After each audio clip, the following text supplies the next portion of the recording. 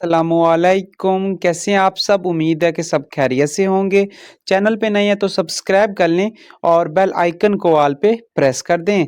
तो yellow ludo में एक डाइस और एक न्यू टोकन रिलीज़ होने वाला है 3 जनवरी को।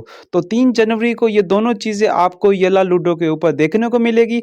तो ये पियानो का डाइस है जिसका आइकन मैं इस वीडियो में दिखा रहा हूँ, ये वाला डाइस है और उसी पियानो की टोकन है। तो जो टोकन है वो 520 डायमंड के ऊपर रिलीज़ की जाएगी और जो डाइस है 1980 डायमंड के ऊपर रिलीज़ किया जाएगा।